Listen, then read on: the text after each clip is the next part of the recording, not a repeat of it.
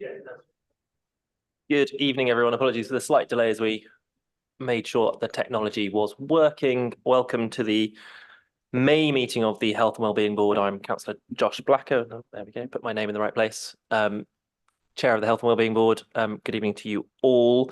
Apologies for absence. We've had apologies from Councillor Mason, who's at another meeting, and Councillor Nagpal, who's not feeling well. Are there any other apologies? Kerry, I think, has apologies from Robert South. Yeah. Strategic Director for Children's Services.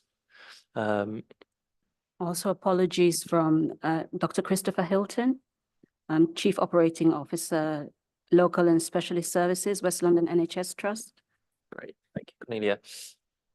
There are no urgent matters. Are there any declarations of interest anyone needs to make? No, I think that's all year without a declaration of interest. Well done, everyone. There are no matters to be considered in private. So are the minutes of the 20th of March approved as an accurate record of that meeting? Yes, excellent. I shall sign those. So we can pass over to, oh, sorry, Simon. We are streaming.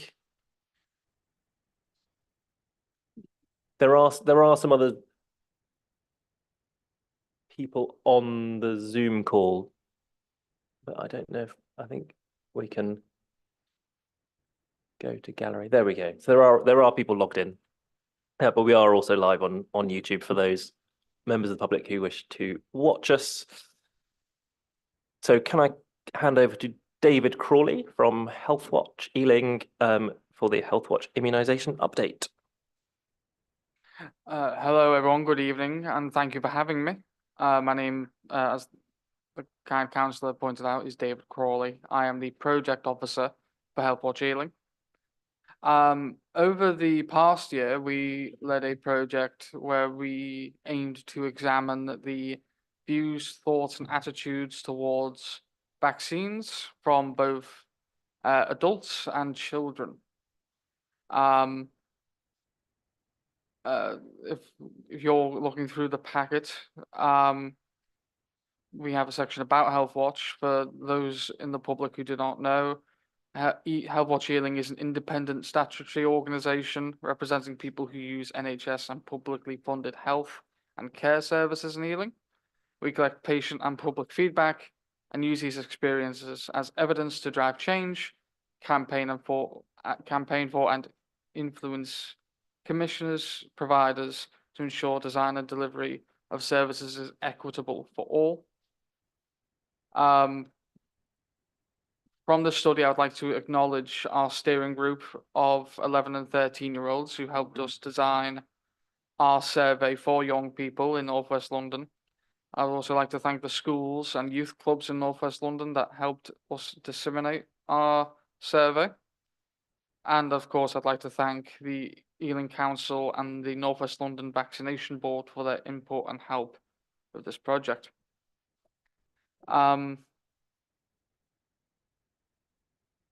Let's move to, if you're looking through the packet, I will start at our findings, the executive summary. I'm going to go in depth with everything here, so we can skip that. We asked people if they have ever taken the vaccine. We wanted to just gauge what the level was for people who have not had a single vaccination. And we found that 4% of people reported they've never had a vaccination. This is for both adults and children. We wanted to find this out just as a baseline for people self-reporting. We asked children and adults which vaccines they recall having. And our major finding here was that for both children and adults, the HPV vaccine was lagging.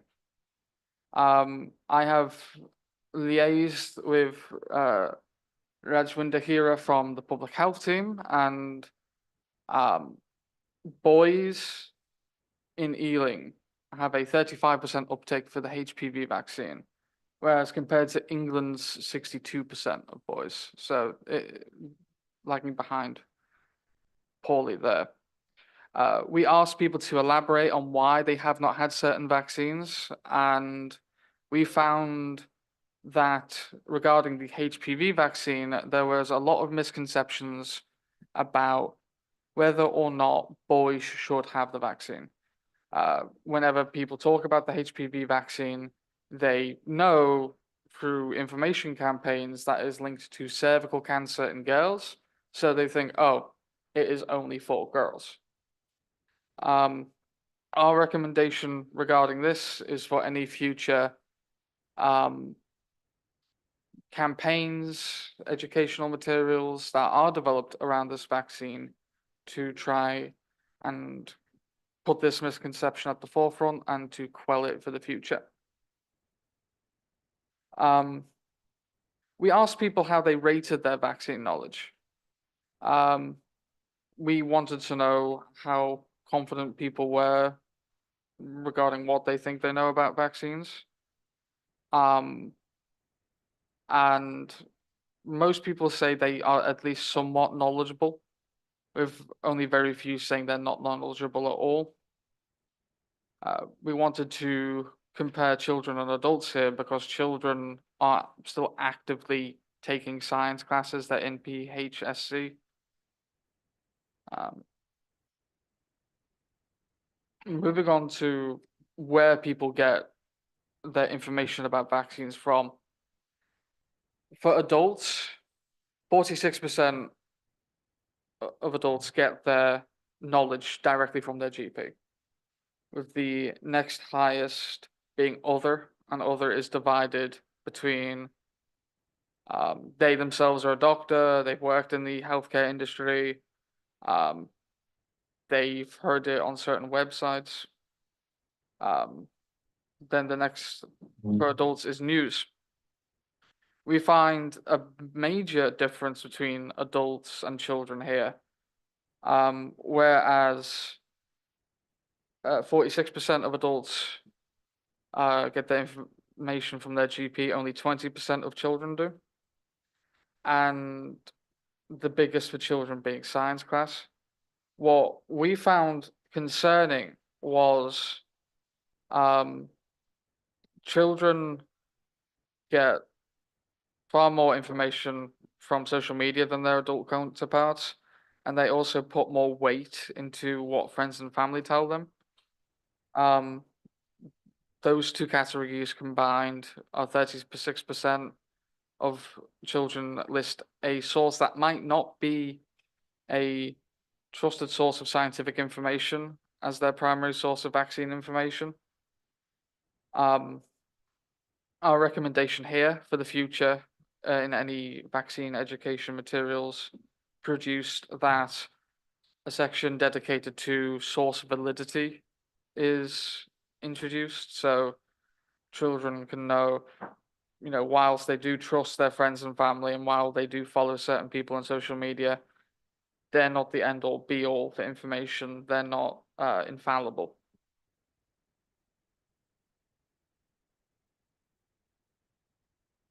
We asked people what they thought about vaccines. We asked if they believed vaccines can cause harm. And while most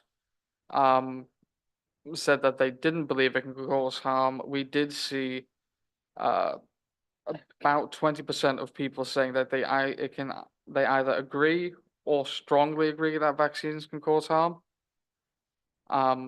There's a little nuance in there because they attribute that to side effects, but there are also misconceptions around side effects when we ask people to elaborate on this question. I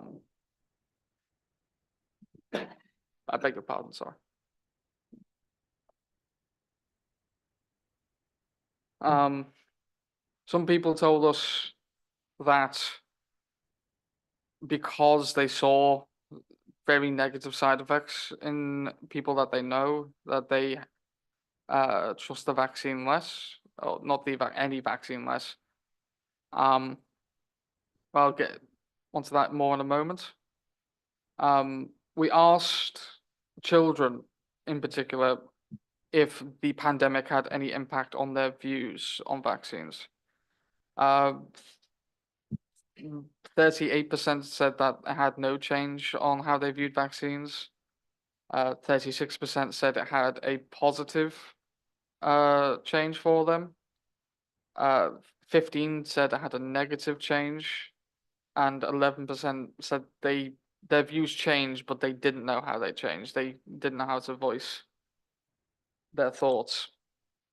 From that 15%, that goes back to the witnessing side effects.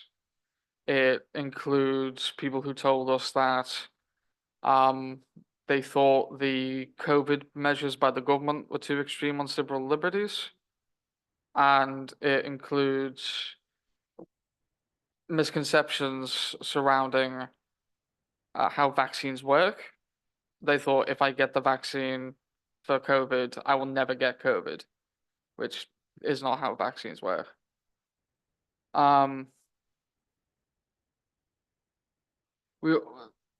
Another thing that we saw, and it was a very common thing that caused concern, was the speed of the COVID-19 vaccine development. Obviously, it was an extraordinary time, extraordinary measures, but that has caused some mistrust in people. We asked what would make individuals more comfortable to take vaccines in the future. And their main response was transparency surrounding side effects, surrounding how vaccines work and how vaccines are funded. Some individuals told us they had concerns regarding pharmaceutical companies. One individual we spoke with even mentioned that they didn't like the idea of being a guinea pig.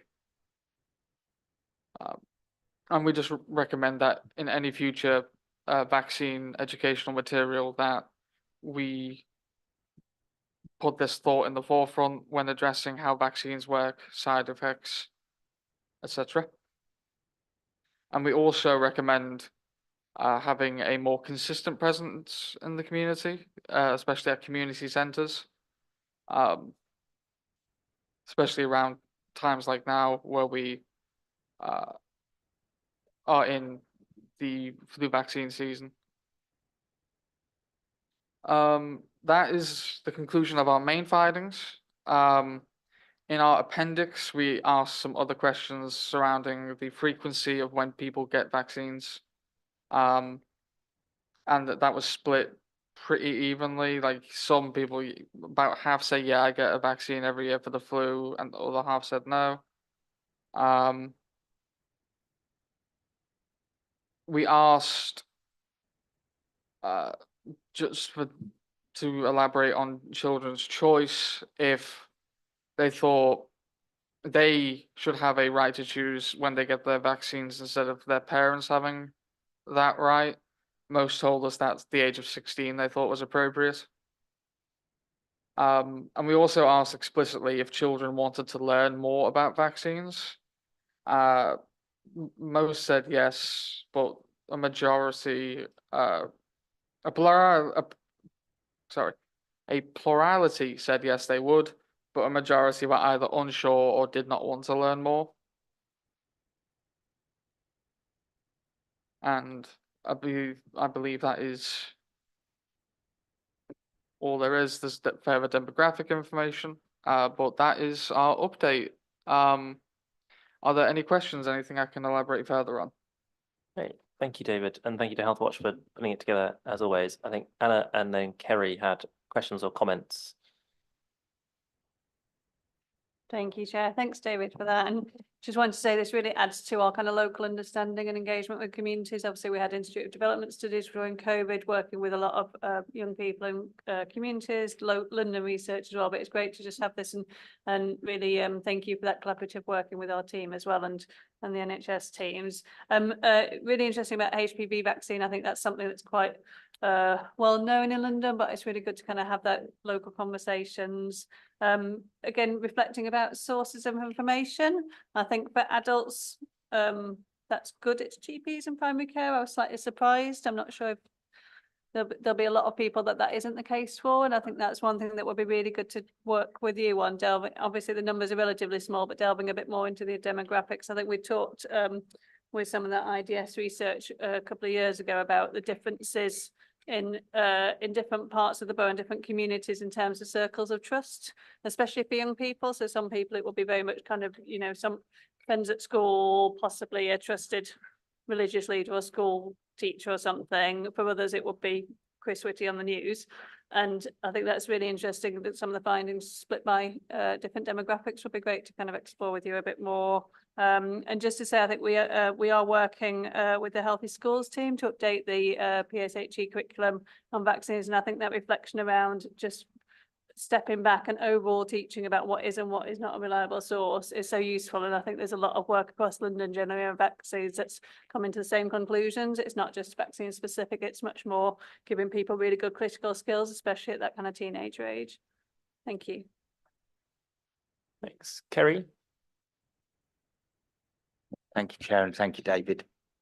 I think it's building on Anna's point with regard to our role as sort of within terms of the schools and how we're supporting schools to understand the significant impact that they're having on young people's understanding of vaccines and their approach and attitude towards them. I think this is probably a greater proportion, certainly I would have expected, of young people being influenced through the educational system in terms of their attitudes towards vaccination. And I think Anna's asked the question already in terms of how we're engaging, but to look to develop that position more strongly, I think is really important for us in Ealing going forward. Thanks. And Councillor Mahfouz, and then I've got BJ and Simon as well, and Nehar. Thanks. We might want to give David a chance to respond to some of it before, but thanks, Chair. So yeah, really interesting information, and I think really would like to see if there's any breakdown in terms of the different views depending on ethnicity. Clearly, you've got that breakdown of what the ethnicity is, but if there were, in terms of sort of attitudes from different, particularly prominent amongst certain groups based on ethnicity. The other bit was about the attitudes based on the source of information as well. So if they said that their primary source of information was schools or friends, did that was there a higher propensity to either have a favourable or unfavourable response towards vaccines as well? And I think there's a question there for me about people ticking a box about saying that they get information from people they know, but whether they're including, and I guess difficult for you to potentially comment, but whether people they trust, but actually that sort of people they trust because it's on social media, and that they don't actually necessarily know that person, but they feel like they know that person because they have seen so many other things from them on social media. So, okay. Do you want to pick up on any of the comments so far then? So just to respond to the councillor, I will work on breaking down that information further. In total, we spoke with a little over 400 people, 86 children and 328 adults, but I will work on breaking down that ethnicity data and getting back to you on those points. And I would just like to thank Anna and Kerry on their points regarding schools. But yeah. Thank you, VJ. so sorry, it's just that second breakdown was just on in terms of in relation to the source of information as well. So source yeah, of information be too. really Yeah, useful, yeah. I've written that down. Yeah, cool, brilliant. Thanks, David. Thanks for that, David. That was really, some of what you just described, particularly in relation to some of the views of young people, actually quite telling, and really insightful in terms of how young people, how they assimilate information, but then how they use that information in terms of making their decisions. So, and I think it's important that, we use this in a positive way to try and look at how we can improve not only the understanding and try and alleviate some of the misconceptions around vaccinations, but really importantly around the benefits of vaccinations. As everyone knows, we currently are having outbreaks of measles across northwest London, which tells us in terms of when the uptake starts to get to a certain level, these viruses can then start to transmit in the community, and we lose that herd immunity. And so I think particularly in relation to HPV particularly has been it's such a breakthrough in terms of our the way that we reduce the incidence of cervical cancer, and there's the evidence is compelling, and not only for the individual women who may potentially get cervical cancer, but particularly for boys in terms of understanding around the transmission of HPV, and it's so important for them to also have that vaccination so that they're not only protecting themselves, but ultimately they're protecting their female partners going forward. Simon. Mine were just comments rather than questions. I suppose I took some comfort from this report because I think of some of the difficulties we had in the early days of COVID and taking the vaccine and encouraging people and trying to overcome some of the fears of vaccines. And when I look at this, the numbers that have had vaccination, what they're claiming about their knowledge of it, and the fact that they're viewing it positive and less focus on harm, and the fact that the children have changed their views, I think, in terms of what I see it. So in many respects, it was a more positive report than I was anticipating. It might be interesting to read it in the trust to see what sort of response that we've got post the sort of COVID sort of rolling out of the vaccines. But certainly at that time, there was a lot more fear, antipathy towards vaccines than what I take from this report. So it's great to see, and thank you. Thanks. And Neha. Thank you. I'm not going to repeat all the really positive thoughts about the insight that this report gives us.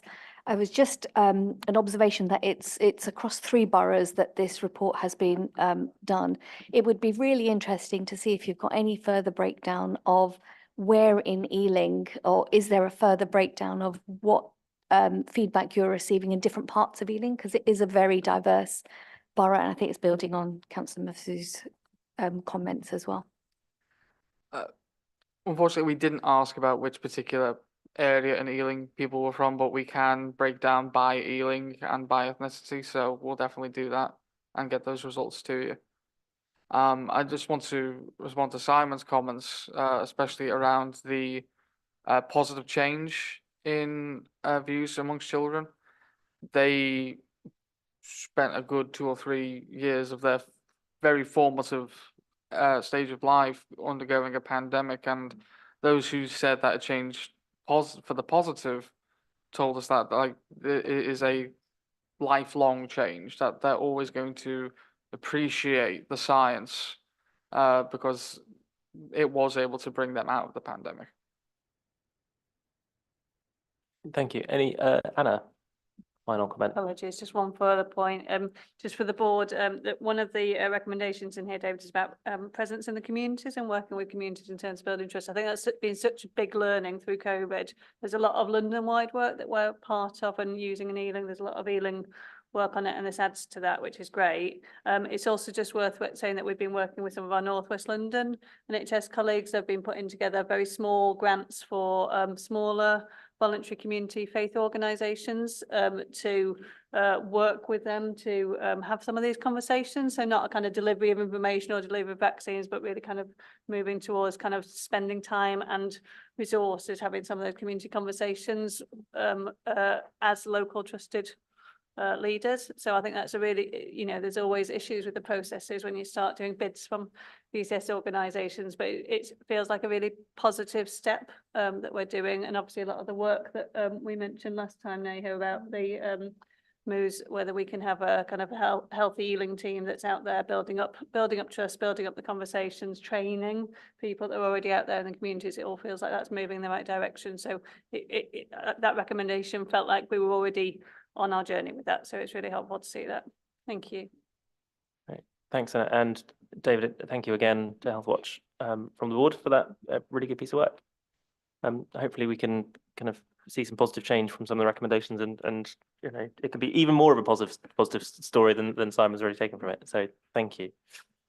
So moving on, kind of we know from the Together in Ealing and the work we're doing as a board health and wellbeing is about more than just the kind of the clinical interventions, and there are lots of factors that affect it.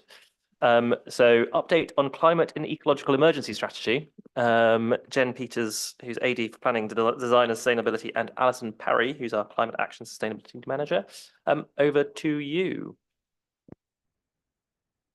Thank you. Is that sharing or not? Let me just. Not yet. Okay. I've nailed it, but.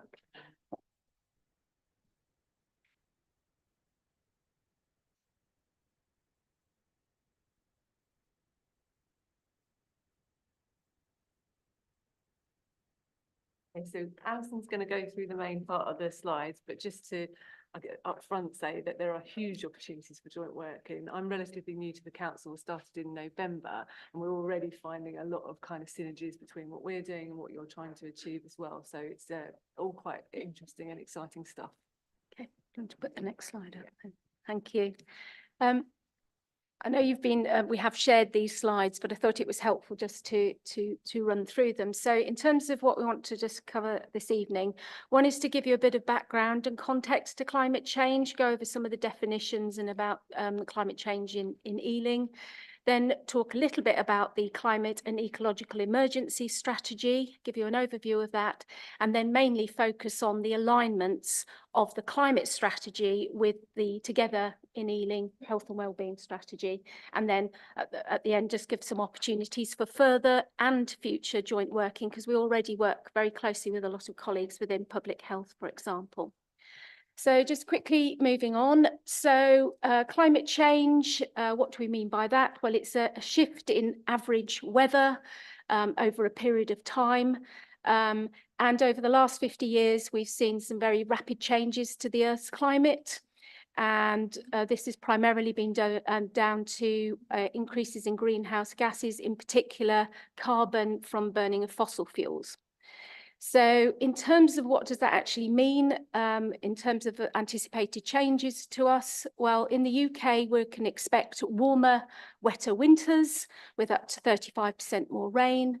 We think about hotter, drier summers with a decrease in rain. And the thing that is a particular concern is more extreme weather events. So you can expect more flooding, things like flash flooding, surface water flooding, and heat waves. But the other thing to bear in mind that some of the biggest impacts on the UK will be what's happening as a result of climate change elsewhere in the world. So I think that's a very important one to think, rather than, oh, it was a bit warm here in Ealing, there's other things that are happening elsewhere in the world. So here is a little table from there is a climate change committee. They have an adaptation committee, subcommittee, whatever. So this is from a government report, which shows the main risks of the impacts of climate change. So on the top there in the darker colour, we have flooding as being one of the main risks to communities, as well as businesses and infrastructure. And the second one down is the risks to health, well-being, mainly as a result from the higher temperatures. So things like heat waves are going to have big impacts on our communities. Then further down, of course, if we've got heat waves, we may well have shortages in terms of water shortages, and that in turn has impact on our agriculture. And then linked to that is risks to our natural environment, things like biodiversity and such like. And then bringing up this whole issue is one of the biggest risks is to domestic and international food production. A lot of our food comes from elsewhere and we import it, so things like that's going to affect what we eat. And then the last one, and to bear in mind, is the new and emerging diseases, invasive species, and that's affecting us as human beings as well as plants and animals. So that's one of the big risk factors. Quickly running through a few definitions. You'll have a lot of words when we talk about climate change. So the main policy approaches to climate change are, you'll hear the word mitigation, which is about reducing the amount of greenhouse gases. And then you hear about climate adaptation, which is how we're going to reduce the risks posed by climate change, which I just covered. So Ealing Council has pledged for both the council and the borough to be carbon neutral by 2030. And we also have the term net zero emissions, which includes other things, other greenhouse gases. So we have things like methane, which you think from cows and animals that you hear about, but also things like hydrofluorocarbons. So net zero covers all greenhouse gases. Carbon neutral was just in relation to carbon.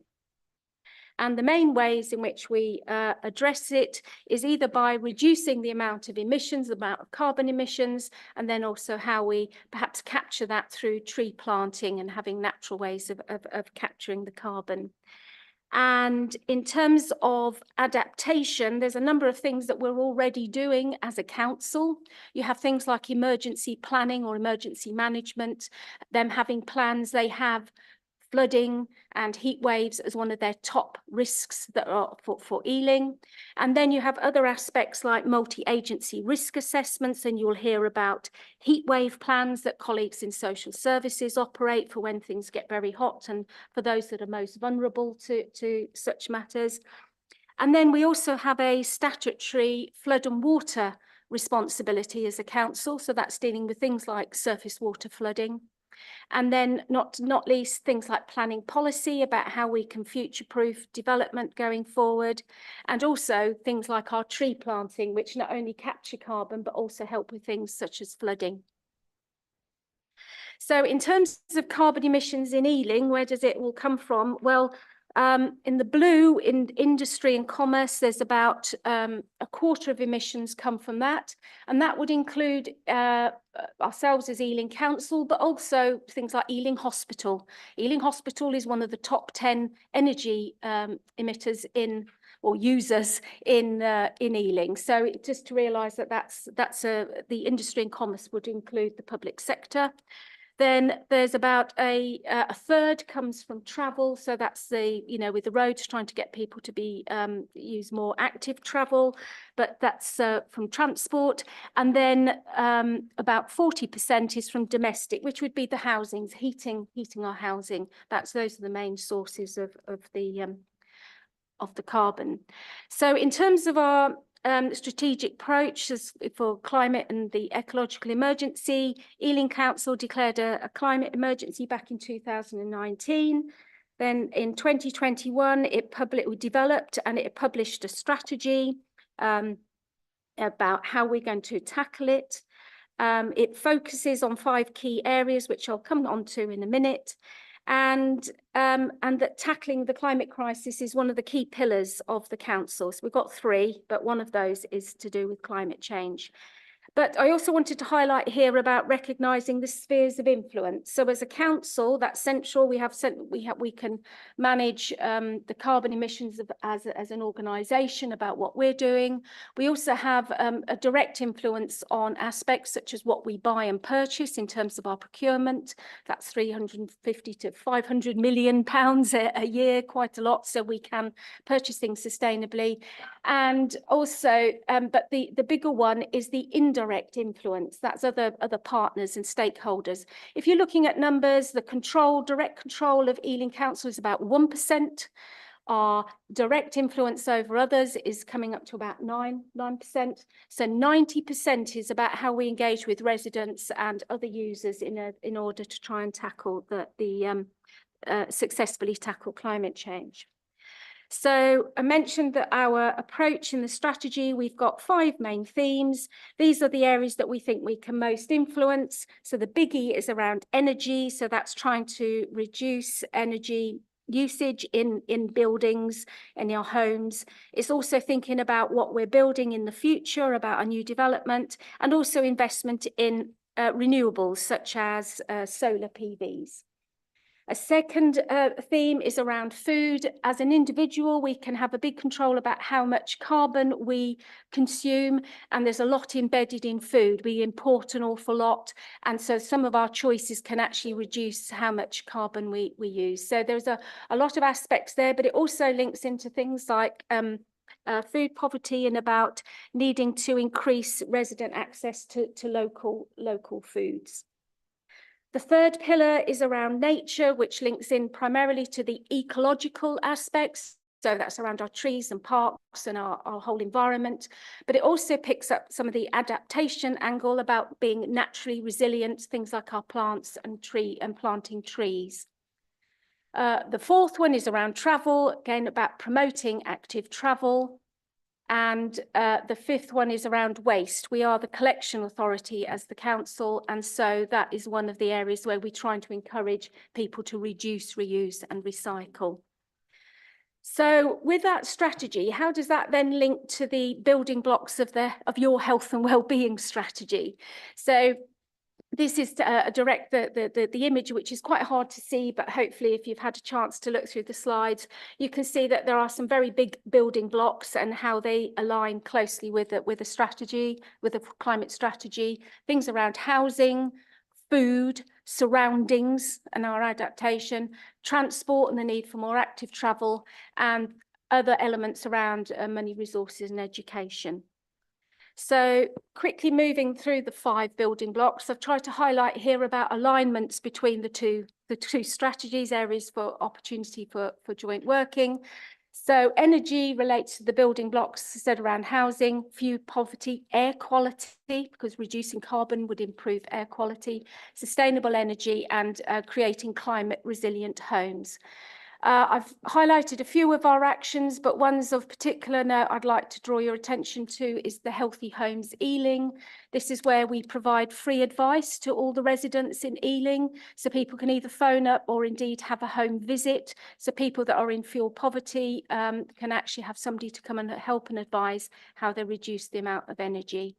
And there I've put at the last one about major energy users in Ealing, just to remind you that the hospital is one of the major users. In terms of food, this is an area where we've been working very closely with our public health colleagues. We've been helping develop an Ealing food partnership, and they have been developing a website to encourage, for example, letting people know when there's surplus and when other community groups can collect that surplus, and about food availability. And then we've been developing a sustainable food for Ealing events programme. So that's an area that we've been very active on. The third one around nature, one of the initiatives we've currently gone underway in terms of engagement with the public is about improving biodiversity, about trying to encourage biodiversity gardens, whether that's on in a garden or in a flat or whatever. So there was different categories, but this fits in mainly to our role as a council in terms of tree planting. Got ambitious targets about 50,000 trees being planted, about accessible green spaces. There's the statutory flood and water management actions that we undertake, and then that all links into the natural climate resilience aspects. Then under travel, again, big links to active travel within the health and wellbeing strategy.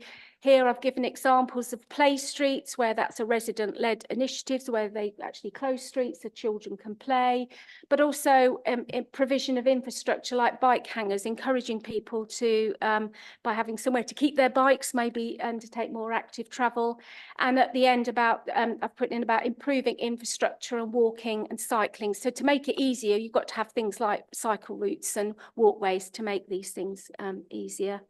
And then finally, under waste, which we picked up, this is about use of resources and education. So working with our waste team, we link into Eat Like a Londoner, a campaign.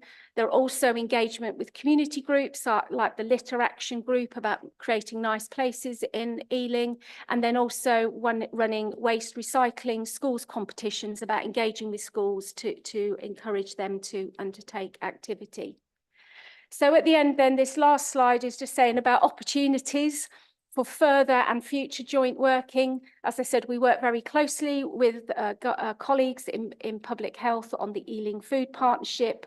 There is the Healthy Homes Ealing. We do want to work more closely with partners to say when people are out there talking to the public that they do make them aware of this free service. That we also work with Act for Ealing, which is a community climate hub. It's a network of over 30 organisations voluntary organisations within Ealing who are interested in all aspects of climate action. So there's opportunities to engage with them. And then these last areas are ones where we're hoping for even more work in the future. There's one around the climate adaptation and resilience, because that's of particular interest, because often the most vulnerable people, the older, the younger, are going to be more impacted by climate change. So heat waves, you think of older people being more vulnerable to that, and also things like flooding. So we are working on more around the adaptation and resilience. So we would look for some opportunities there to do some more joint networking. And I have put down about sharing good practice and zero carbon journeys, because there's a lot of opportunities to be sharing information. Because I'm aware, for example, nationally, there's been a lot of work on public health. We're developing adaptation toolkits and things that we ought to be thinking about as an authority. So I hope you found that helpful and thought-provoking. Thank you. Thank you both. Hands going up already. Kerry then first. Oh. Anna first then. No pressure.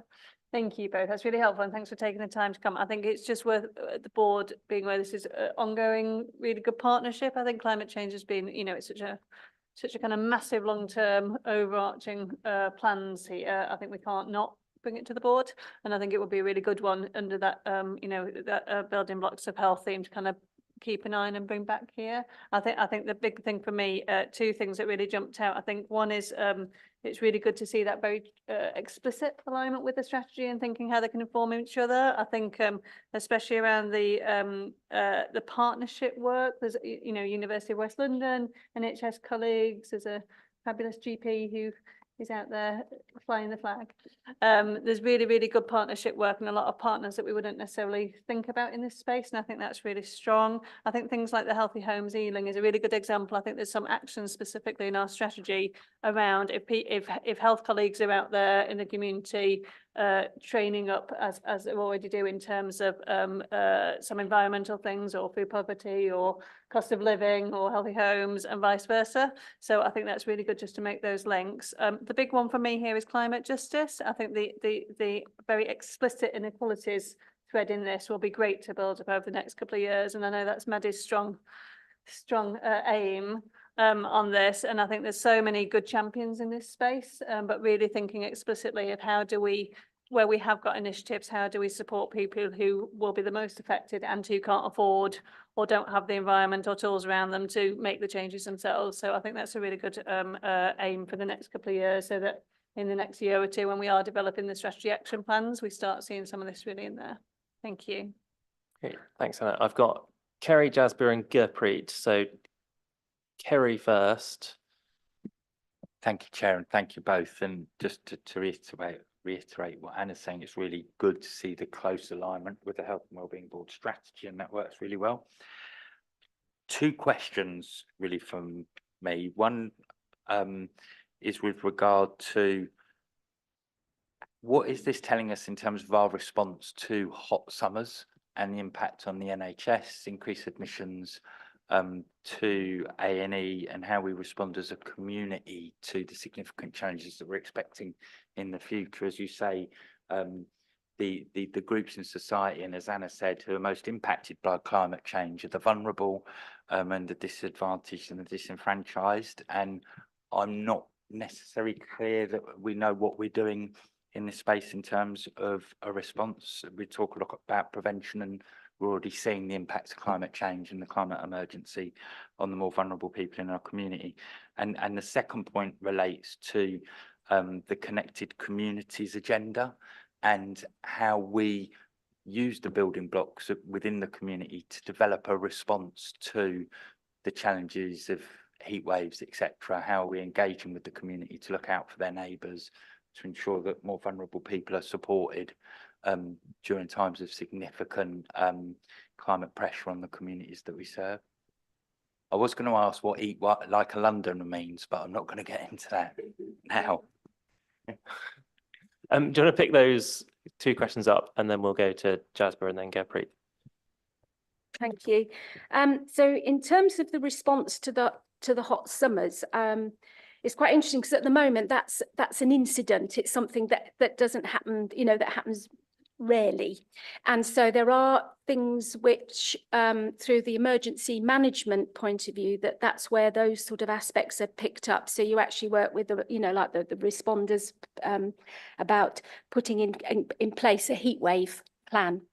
Now, those are ones where we can actually build on that and just seeing how we can actually improve the response. That's often ones with social services colleagues that will be operating that heat wave plan. The interesting thing in a few, you know, 10+ years' time, that will be the norm. And so it's quite interesting how we have to deal with something that's new, and then how do you actually embed that and say, well, this is business as usual. So there's an awful lot, there will be work to be done over a period of time.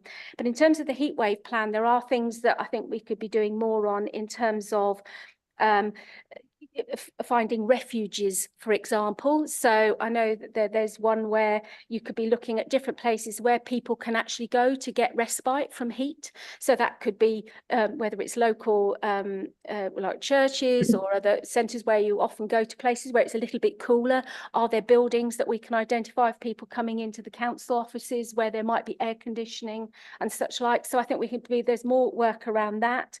There's also from the planning point of view, planning policy, about how do you start making sure that the buildings that we already have are adaptable? Is it there's things about planting trees now, because planting a tree outside certain buildings will actually reduce temperatures, but you've got to be planting it now for a few years' time. It might be putting up shading. It might actually be building areas that you walk between buildings and such like, which provide the shade. But those sort of things that we need to be thinking of now to future-proof not only the majority of the buildings which we have now, as well as new buildings to ensure that they can adapt to the heat. But going back to your point, in terms of heat wave plans, there are ones in place, but I think there's a lot more that we can be doing and thinking about how we can make Ealing perhaps more naturally resilient, and a lot of that will involve things like planting trees and providing shade, as well as identifying refuges. But that links into your second question about engaging with communities. I did mention that we have Act for Ealing, which is a loose collaboration of over 30 organisations that are interested in all aspects of climate action and being engaged. But I think there is a wider role for engaging with that whole communities, helping people to help themselves, and it may be a specific action about looking out for your neighbours or running some sort of campaigns to encourage people to look in, because you do get when there are heat waves, it does result in a lot of deaths. And I think they often quote the heat waves of Paris resulted in 10,000 deaths or whatever, so it's quite significant. But I think that's something that's it's rather than it needs to become business as usual, but I think there's a lot more that we could be doing to improve our response. Thank you. Great, thank you. And just on that thought, Anna, I don't know if something the Community Champions Network can pick up in terms of that kind of response. And the thought comes to me, Kerry, about how resilient the care home estate is in Ealing in terms of kind of coolness during heatwave. I've got Simon at the end of the list, so Jasper, and then we'll go to Gurpreet, and then to Simon, and then to Vijay. Thank you, Chair. I was very interested in the Ealing Food Partnership, focusing, as you said, that there is going to be a lot of work around that, working with University of West London. But it's also not forgetting that there are a lot of voluntary sector groups and faith communities who are already doing a lot of food bank work within the communities. How do we connect them to our program to make sure that it could be better and also be more successful? Because we don't want them to be off the list either, because they're already doing that in the community, and it'll be fantastic if they could link on to the partnership work so that we can all work together to make sure that we can sort of deliver on food poverty and other matters relating to that. And also quickly on Healthy Homes Ealing, I know you're going to be using a third party to engage with our residents, but it's how do we engage with them? Because you will have a lot of population in particular parts of borough who are elderly, might not speak English as their first language, or might not be computer literate on how they can go onto the website and get help. And I think it's important that we do reach out to our elderly, vulnerable community so that they can really have that support, which is available, but they don't know how to get that support. No, I totally agree with all the aspects. In terms of the food partnership, we've taken it's very much a view about working with partners and the community. It's not a case of us doing it for them. It's actually working alongside a lot of the groups. And so there are a lot of those involved within the food partnership. It is a partnership approach. And so hopefully with the things, I know you talk about a website, but actually making sure that we are engaging with all the different groups is a key part of making the food partnership work. And in terms of the outreach for Healthy Homes Ealing, yes, that's one that it is one that, not say like we struggle with, but it's like, how do we get people? It's like, you know, you want you to do things, but it's like thinking of different ways. So, I mean, we do use the usual publicity routes. We've tried to go through some with schools. We tried to engage with our colleagues in social services to say, look, you know, can you tell people that this opportunity is available? But I think we need to be a little bit better at how we can let more people know about that. So we take. Thank you. Thank you for that response. I think it's also important for us to use our network of faith buildings, faith leaders, faith group champions, because there's so much already going on in the community. Because during COVID, we saw a lot of our sort of faith religious organizations really become the champions over that time and worked with the local authority to help the community. And I think there are a lot of champions out there who are really doing that work with our borough-wide Faith Forum, which I lead on, and we've been working with them on how we can progress with the champion work that they're doing in different parts of the areas. And I think it would be really good if we could connect with them. And also to mention that we spoke about using buildings as respite during hot weather. I think these are the places that we could be sort of signposting people to, and also having maybe a champion within these religious organizations who could promote this work. Gurpreet. Hi, just to highlight to everyone that we have secured some funding from the GLA to set up a resilience network, which is directly going to work with community organisations to understand their ability to respond to emergencies and to obtain further insights into gaps to be addressed.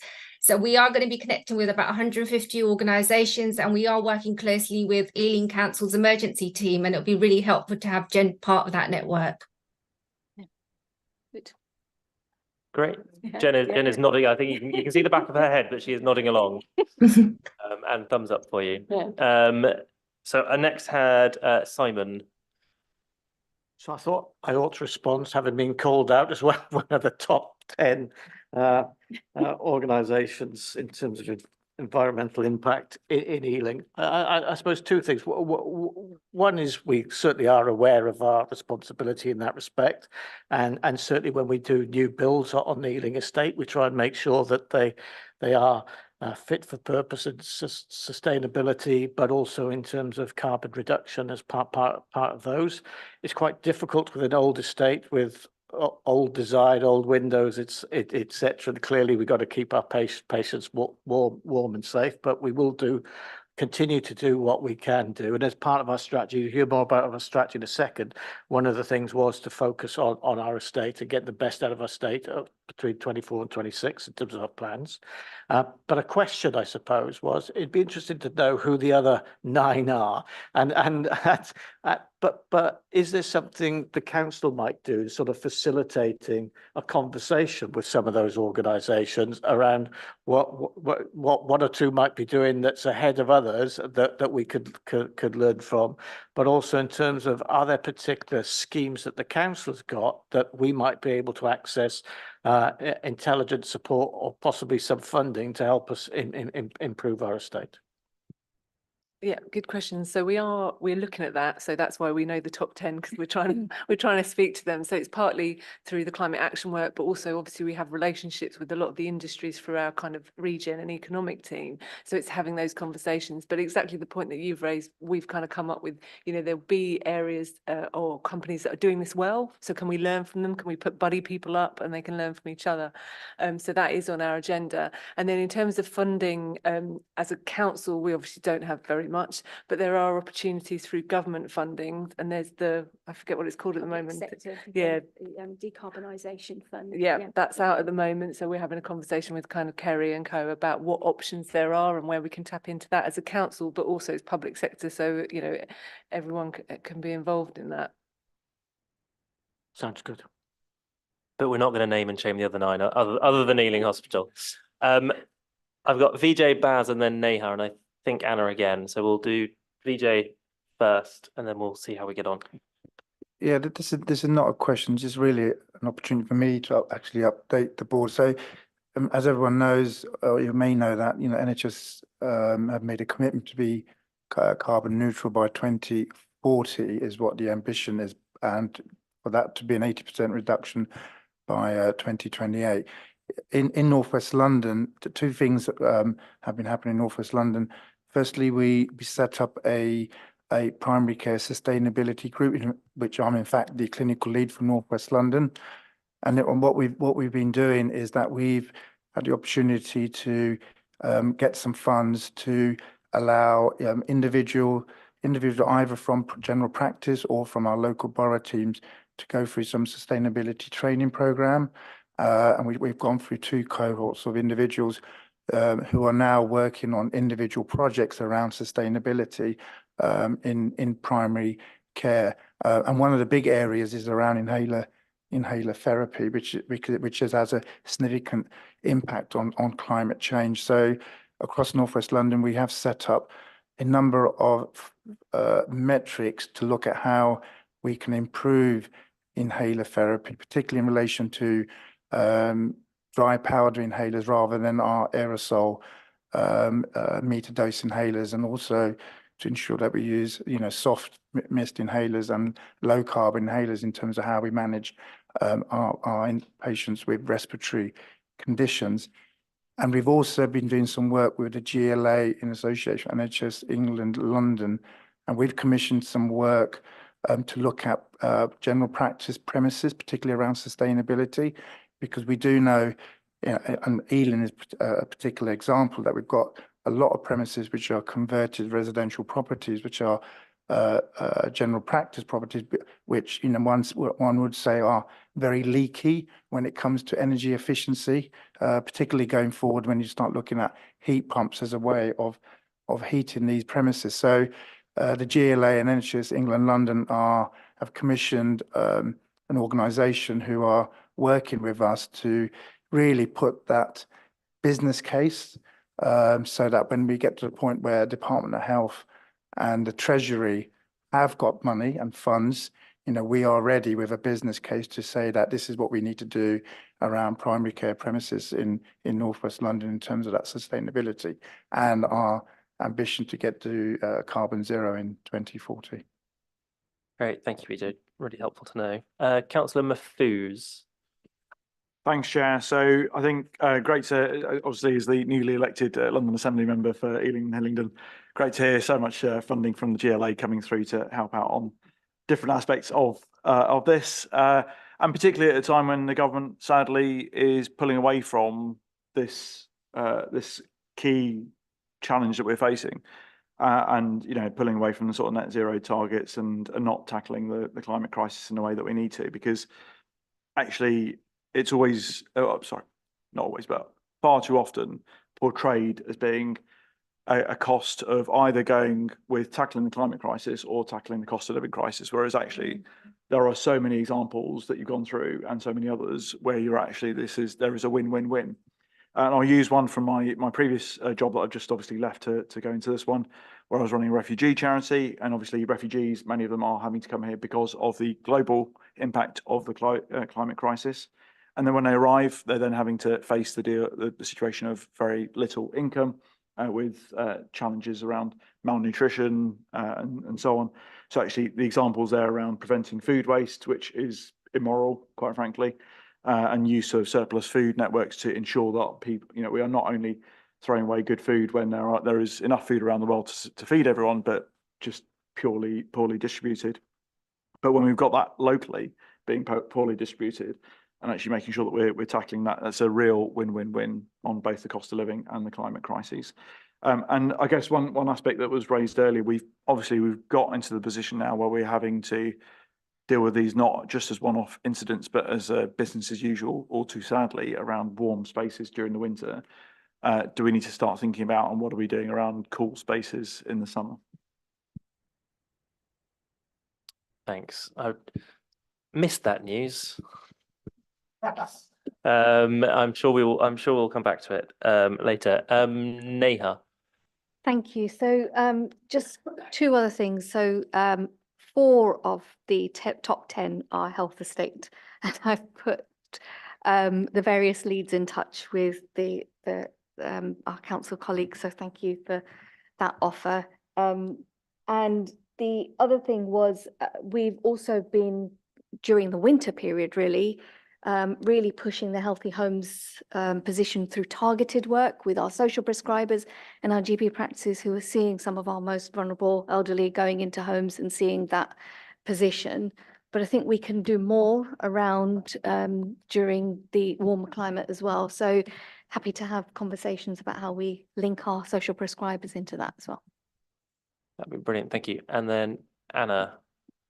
Thank you, Chair. It was just a point that Gurpreet made, which made me very excited. So I'll follow up with Gurpreet, but as part of the COVID lessons learnt review that we brought here, and obviously aligning with our health and wellbeing strategy, an awful lot in there about where are we supporting the people who are already out there in the communities leading this work, and how can we support them better. So actually that was something that really came out with the COVID work, and lots of our local resilience forum members around actually how can we support CVFS colleagues to support us during emergencies, and all the points that Councillor Anna was making about where are the people that wouldn't necessarily trust somebody from the council, or not necessarily speaking English as a first language, etc. So that feels really good. But coming back to Alison's point about where you've got emergencies that are one-offs now becoming more frequent, how do we kind of align the kind of proactive and the reactive work? But this feels like it stands in good stead. So I'll email Gurpreet tomorrow.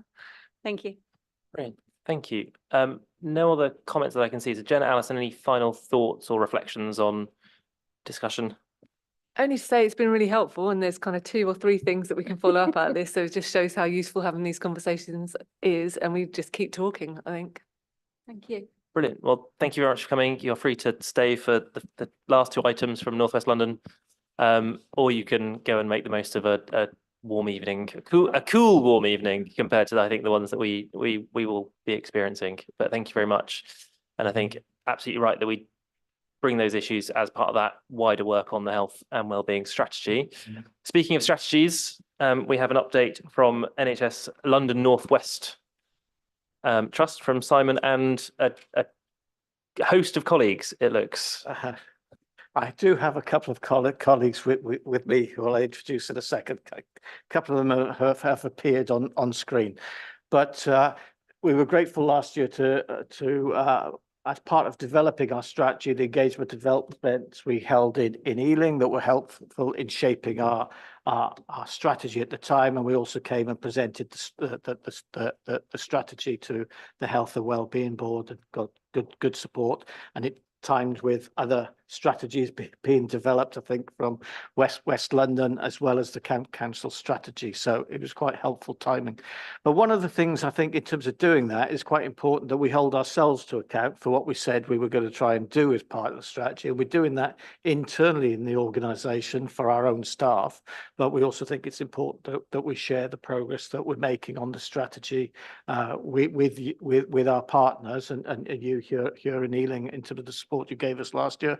But we think it's important to give you an update in terms of how we're doing, where we've made progress, where we haven't made such good progress, and then what we're planning to do in terms of the year ahead. And I think from the sort of discussions we've had already, that there clearly is a symbiotic relationship between what we do in health in terms of trying to keep people well and treat them when they are unwell, as well as what happens out in the community, whether it's primary care, whether it's social care, whether it's council policies, all of it has an impact on health. So we thought we'd share where we've got to. So without further ado, I will just introduce two colleagues. So on the screen, I think I'm going to hand over to Piers in a second. So Piers Milner is our head of strategy, and alongside him, who'll also field any questions, and is James Biggin-Glamin, our sort of director of strategy and transformation in the organisation. And I'll save Mark for the next item, but for the strategy, it's over to Piers next, if I can, please. Perfect. Thank you very much, Simon. Am I coming through okay? Can everybody hear me? Yep. All good, Piers. All good. Perfect. Thank you very much. So as Simon mentioned, so we launched our way forward, our strategy last February now, and as part of that, there was in developing it, we heard from thousands of people, and just as a quick reminder of what our strategic vision is. So what we found from that engagement is that in London North West, we do some really fantastic things, and our vision, which is quality at our heart, is trying to bring everything up to that same standard. And when we say at our heart, it means putting quality into every decision, every Simon said. And so with this exercise, it's really living that vision of high quality by candidly reflecting on our progress over the year. So this review has two real aims, and our environment around us has changed. We live in a very uncertain environment, and so our strategy has to reflect those changes. But also it's about sharing our lessons transparently and candidly with yourselves, with our patients, to really get that input and that check and challenge about how we're doing. And so for the most part, so when I reflect on our outcomes, so you'll see in the pack on slide, I think it's 90 of the pack, we've had mixed achievements this year, to be candid. So we've seen some really fantastic movement in around some of our KPIs, which we defined at the start of our strategy, and we set trajectories and targets. And we've met some of those around safety of our care, being patient-centric, our sustainability, being effective in the care that we provide, and also in terms of our A&E 4-hour wait targets. We've seen some challenges around our standards around waiting times, our elective waiting times within 18 weeks, our diagnostics, our cancer, and that's really been contributions from the likes of industrial action, but also from the likes of launching our new electronic patient record Cerner. And so some of those things have gone in to impact that. Another one of our objectives is becoming a high quality employer. And once again, we've seen some very positive movements in our NHS staff survey, which is a big staff survey that everybody does every year, around staff recommending us as a place to work. We have an EDI score within there, and we've seen some positive movements there. Some mixed results in terms of our vacancies and actually the 10-year length of service. And then we've got a variety of new metrics that we've launched, one of which I'll talk about when we talk about the actions that have supported these outcomes, are the likes of our equity index, which is one of our big strategic aims, is to provide more equitable care, but also the quality of our support services and the quality of our partnerships.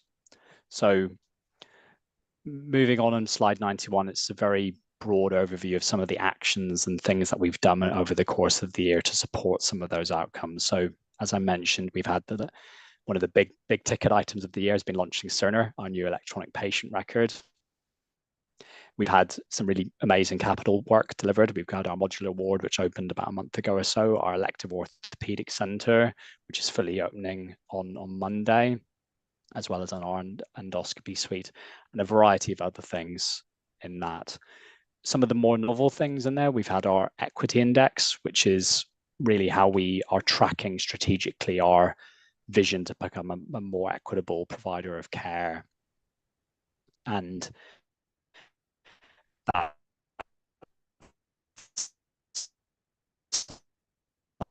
I don't know if you can hear us, Piers, but we seem to have lost you. thing that we're oh, So can you hear me at all? You break it up, Piers. You may be back, because we can see you moving again. Try again, otherwise I'll get James to see if his reception's any better. But have another go, Piers.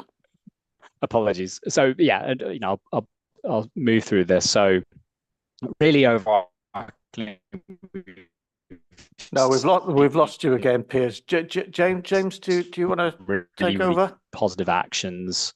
Oh, Some of our work as well as Piers, if you could hear me, I'll take over. we're struggling to hear you. Yep, I can hear you. Okay. Yes, we can't hear you. It keeps breaking up in the room. So, James, do you want to have a go? Yeah. Otherwise, it'll come back to me. That's right. But James, you have a go. Piers was sharing about some of the things that we progressed in the first year in line with the plan. Then with part of the work we've done is say within the 5-year as well, against these achievements, where do we need to make adjustments and what are some of the focuses this year? And that's the bit we wanted to share. So following along slide 95 about where do we go next? We're going to continue emphasizing some of the things, particularly the building blocks to improve. With Cerner so Cerner, sorry, for those who haven't come across it, is our electronic patient record, and it's a shared patient clinical record across all of our different sites, but also with our partners in Imperial and Chelsea and Hillingdon. We're going to need to make the best of that and use that to support improvements in our care. We'll be focusing particularly on the clinical performance and performance in areas like emergency care to reduce the time patients need to wait, and on the elective care or planned care, and working on areas about improving some of those efficiencies with partners. It's where that interface, our colleagues at West London with social care, that matters for the patient pathways. We're also looking about investments in our estate. Mark will talk shortly about the Community Diagnostic Centre, but also we've heard from our staff and our patients around the sort of the quality of the state and the services, and looking to improve those, and using some of the tools around the inequities in our services. Around employment, a focus on our staff wellbeing, a focus on building the anti-racist organisation, one of the successes from the last year's publication, the anti-racist statement, and leading the way in that, and also improving and increasing the leadership of all of our levels, and some investments and changes in our leadership development. Continuing our work on our support services, improving areas like finance and procurement and digital, and then further work on our partnerships, continue to improve some of those interfaces, but also looking to share the quality of care with our local population to give people confidence in the services and help get their input as we continue to improve our services. I'll pause there. Plenty of opportunity for questions, but to come back and say, grateful for the engagement and input as part of this, and coming and sharing where we've got to, where we hope to go to next, is part of that emphasis on being a high quality partner, and the high quality partnerships, as we know, for our communities. That's what helps make a difference and help improve the services and the healthcare we're able to provide to our local communities. Thanks, James. So I think, by and large, we think we've achieved a lot over the last year. So some big development schemes like the patient care system, like the elective orthopedic centre, and Mark will say more about the clinical diagnostics in a second. We delivered our financial plan, which some of you will know, London North West hasn't always delivered its financial agenda. So that's really important. In the early days of the merger, there were significant deficits. So again, I think that's really important to acknowledge. And we have seen the most improved in the sort of 11, 12 years I've been part of the organisation, the most improved staff survey we've ever had in terms of the last feedback. So we're in a positive position, I think, in terms of the organisation. It's extremely challenging in terms of the front end, in terms of the emergency pathway, but it's also challenging on the elective because of the strikes and the backlog of COVID, etc. So continuing to keep on top of that is a challenge for us. But yeah, that's the overview of our strategy, and happy to take any questions. Thanks. Before we come to.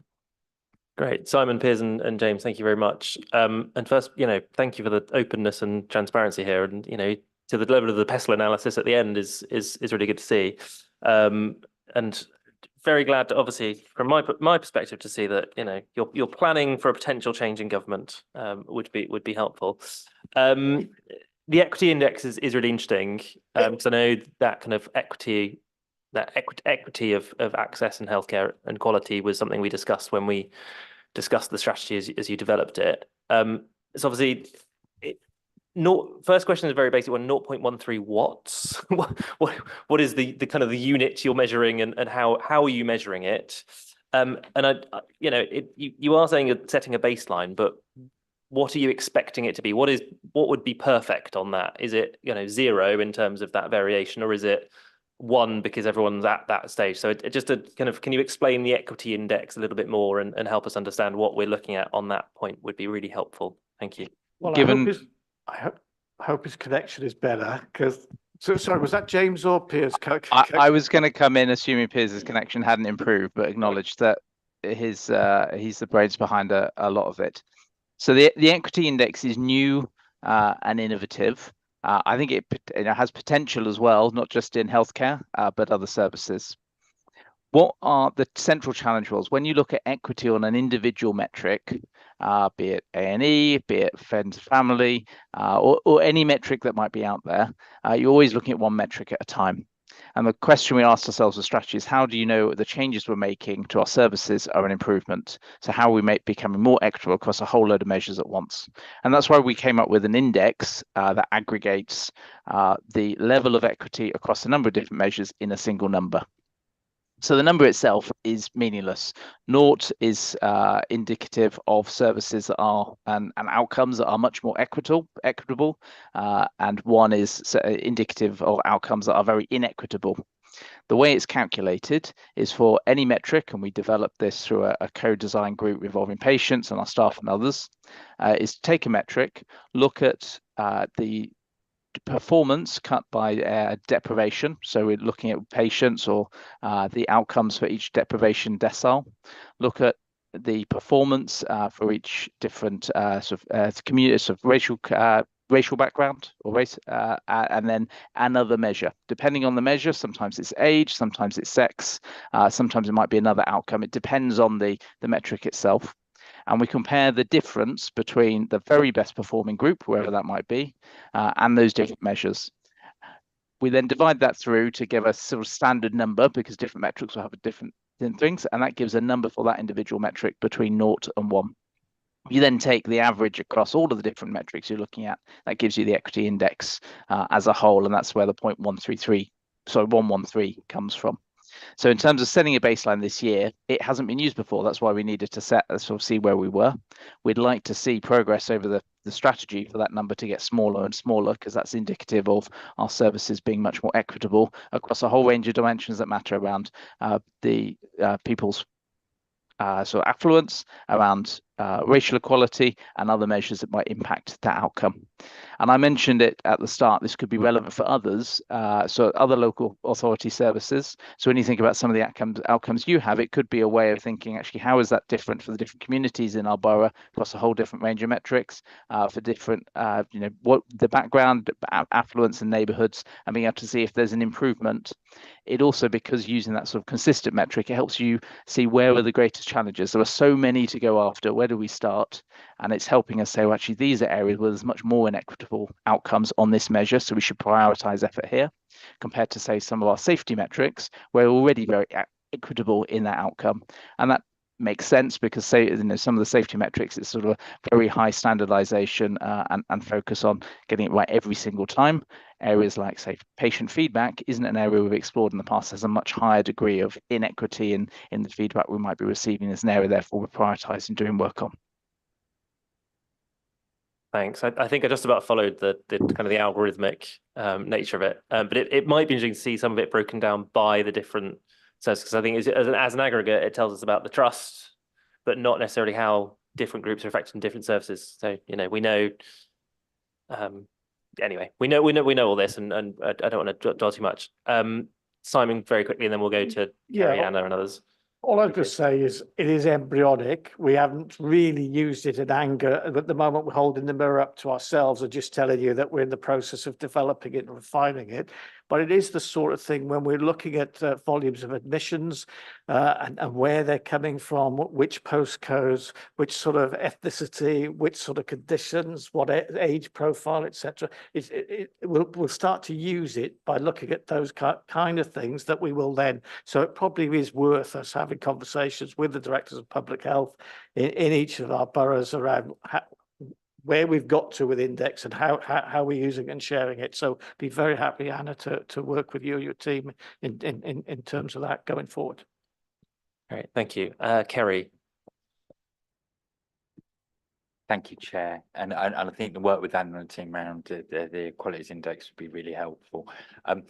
Just a feedback from a partner perspective, and it's really positive to hear that there's been such a strong improvement in terms of the staff survey.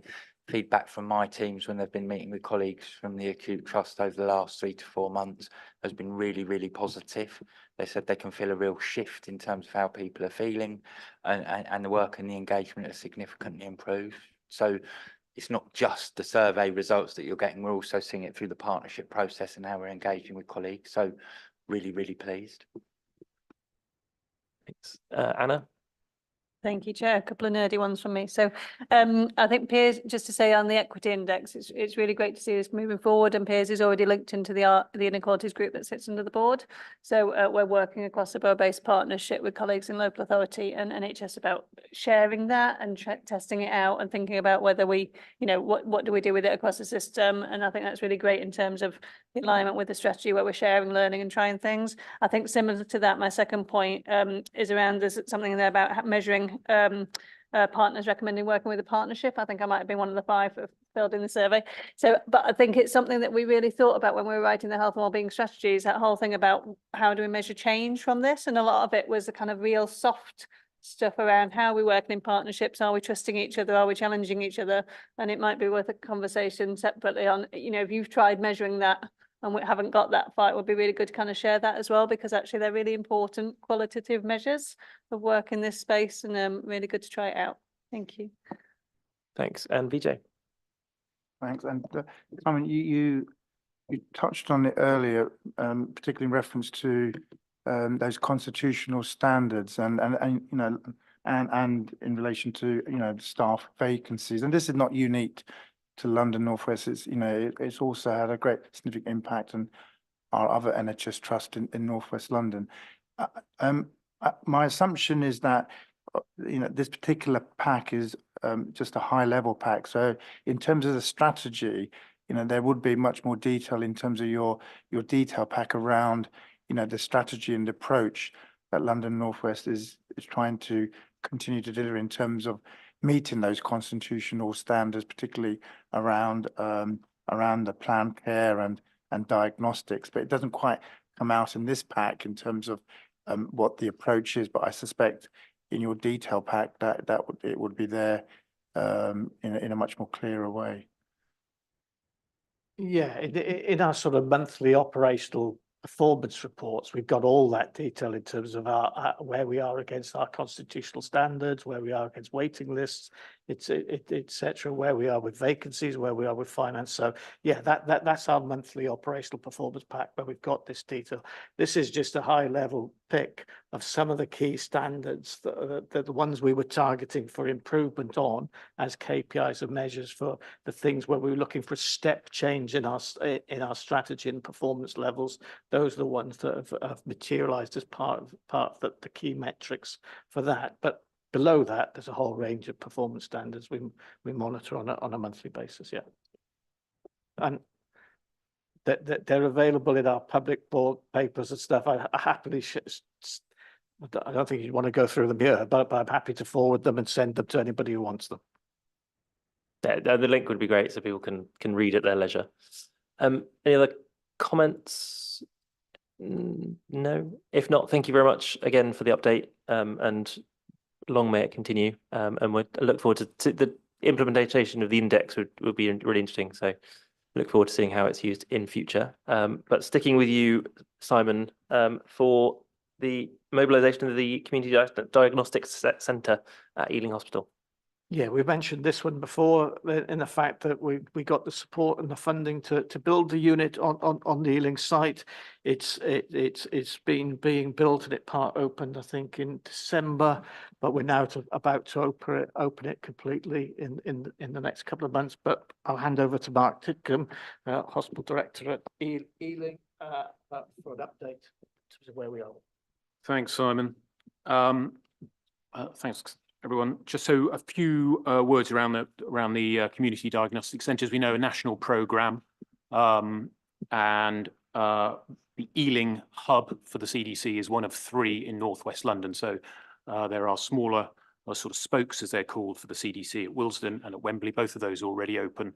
But what the Ealing hub will give us is a real step change in diagnostic capability, not just within Ealing, but also across northwest London as a whole. So this is all new diagnostic tests that will be available above and beyond what we have now. So new equipment going into the refurbished and old maternity area within Ealing Hospital. So making use of that vacant space that we have.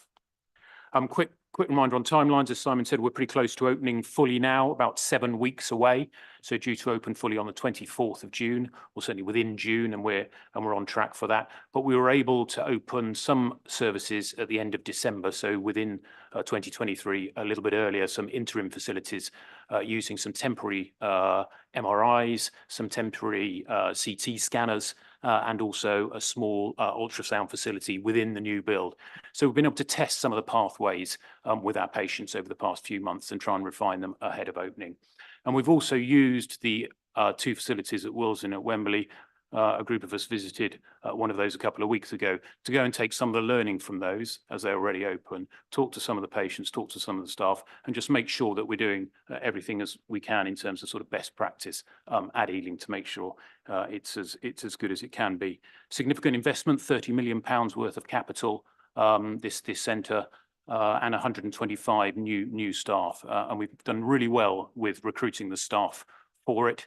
There are a couple of areas, sort of pinch point areas of staff. We've got mitigation plans for those, but a real positive progress in terms of bringing those staff in as we've phased the opening of services, so making the best use that we can. As we know, this will help us address our sort of diagnostic backlog and loading that we have at the moment, but the CDCs are very much about future growth as well. So projected over the next 10 years, this should provide sufficient diagnostic capability across northwest London with the other ones in terms of about a 10-year timescale when we project ahead in terms of population growth. I've included in the slides a little bit on the construction. Those photographs probably about 2 or 3 weeks out of date now, but really give you a feel as to how much it has moved on. And I know some council colleagues were able to visit with us a few months ago actually and have a quick look round. But I think it will give you a sense for how close it is now to completion. And just a word about the IT that we're putting into it as well. We heard in the strategy a little bit around the importance of that single electronic patient record across northwest London, the Cerner system that we have now, and working very closely with our primary care colleagues as well in terms of making sure that we've properly designed the referral routes into the diagnostic centre, as a lot of those referrals will be coming direct from our GP colleagues. How are we doing that? Well, we're going out to the GP forum to make sure that we've briefed them and they understand, and we've shared those referral routes with them through letters as well. Probably a bit more to do on that, if I'm honest. So we're spoken to a couple of practice managers and still just need to work, I think, over the next few months to make sure that we're really making sure that we're as joined up as possible with that. So we're regularly attending that monthly forum in terms of making sure that lands certainly with Ealing GPs, but in the long run, a wider bunch as well. Final one, just to mention, we had some help from our Health Watch colleagues recently. They came and did a short sort of interim survey on our current facilities. And again, a really helpful report, thank you, which we've responded to. Some good pointers in that, and some really positive feedback as well in terms of just some of the early feedback from staff and from patients and how we can make it a little bit better in the future. So, and we're looking forward to welcoming Health Watch back in the autumn for a further sort of survey and review when we're fully open, which will be great. I think that probably brings what I want to say to a conclusion, but really happy to take any questions from anyone on this. Thanks. Great, thank you, Mark. Councillor Anand. Chair, not so much question, but it was music to my ears that we are actually going to have a diagnostic sort of centre in Ealing Hospital where services are returning back to Ealing. It's so good to hear that, because I have an appointment tomorrow in Willesden and I was dreading travelling up in the traffic that far, but it's so good to hear that such a needed service is going to be delivered for the residents and the patients of Ealing. And it's good also to hear that it'll be a straight referral from the GP to the centre so that people can access those services which have been missed for quite a while. And there have been really a huge backlog over time where people have been really pinching at their GPs to say, well, why haven't I had this appointment? I've been waiting for a very long time. It is really good news, and thank you for that. Thanks, Vijay. Oh, sorry. Yeah, just initially echo what Councillor Allen has said in terms of, this really is a step change in terms of access to diagnostics for the population of Ealing. So this is really great news. And Mark, you've touched on your engagement with primary care and then GP colleagues, particularly in relation to our forums, and you've also been engaging with some of those practice managers around the referrals in terms of referral pathways.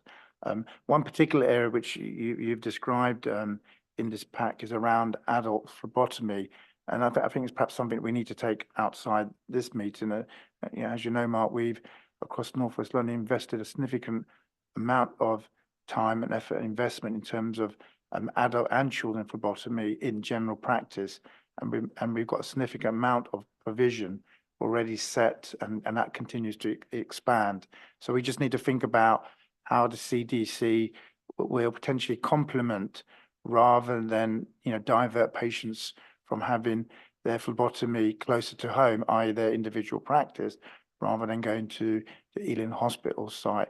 And what we may need to start thinking about, Mark, is the outpatient generated phlebotomy request potentially coming to the CDC, because as you know, and I know that often, particularly in terms of that remote consultation with a secondary care practitioner and the patient, they often will ask the GP to arrange the phlebotomy. So something that we can think about in terms of moving forward around how the CDC can actually support your outpatient services and outpatient diagnosis, but also in terms of being that interface with general practice as well in a positive way. Did you want to come back on any of that? No, that's really helpful. Thank you. I'm very happy to sort of have that discussion in terms of just how we make sure that we're providing a complementary service rather than anything else. And on the point regarding access, the one thing I should have mentioned was that access to the diagnostic centre has its own dedicated entrance, so there will not be a requirement to go through the hospital and then find your way through to it. It will have its own dedicated entrance and exit as well, which will very much help sort of speed up that process, and also make sure that it doesn't get patients don't get wrapped into the accident and emergency or some of those other areas in the hospital that may cause delays. So very much a dedicated service, which is good. Great. And I think finally, David. Yeah, I just wanted to reiterate what the councillor and Dr. Vijay said. I'm looking forward to seeing what the impact of this centre will be on Ealing.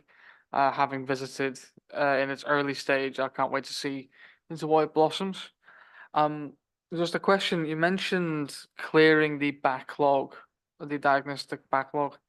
I was wondering if there are any projections as to when we would be all caught up or anything like that. It's hard because the different specialties, as you can see, the whole series of services in here, and different specialties have different different timescales with them effectively. And of course, we're always making sure that the tests that we need for potential cancers on a really short timescale are correctly prioritised through the 2-week wait process, etc. So it does vary across those, and indeed things such as the phlebotomy, the blood tests, which we were just talking about, will be some sort of drop-in and walk-in service as well. So it very much depends on which diagnostic test we're looking at. But I would also just say that as well as the sort of current situation, it's worth remembering that this scale of capacity is very much for that predicted growth over the next 10 years. So certainly in the near term, there will be a good amount of capacity to really make sure that we're seeing patients as quickly as we should be, which, as we know for diagnostics, is certainly within that 6-week period or less than that, the 2 weeks for potential cancers. Yeah. Great. Thank you very much, Mark. I don't think there are any other questions or comments. So thank you very much. And yeah, we look forward to seeing how quickly you get that backlog down with the new facility.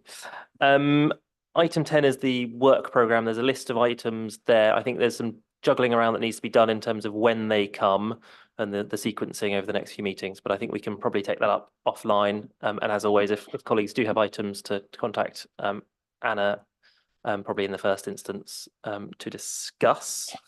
There are no questions from members of the public. As we get to the date of the next meeting, which will be the 20th of June, it's probably worth noting that is after the meeting of annual council. And as he has already alluded to, Councillor Mafu's AM has a new role. So it is probably not a surprise that he will not be a member of the Health and Wellbeing Board after annual council. So if the board is happy to do so, because I'm sure things will be said about his 14 years of service in the cabinet at other venues, but I think the board should recognise his contribution to the board in the last few years and possibly previously in other roles as well. But if we can thank Councillor Mafuz for his service to the board and his contribution and wish him well in his new role at City Hall, I would be very grateful if we could record that in the minutes for posterity. So thank you, Councillor Mafuz.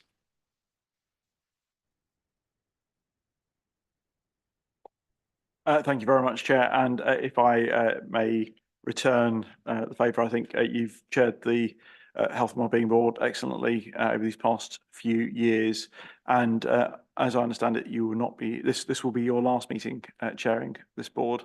So on behalf of all of the committee, I think we'd like to record a vote of thanks for all of your work over the last few years chairing this committee and the excellent work that you've done. So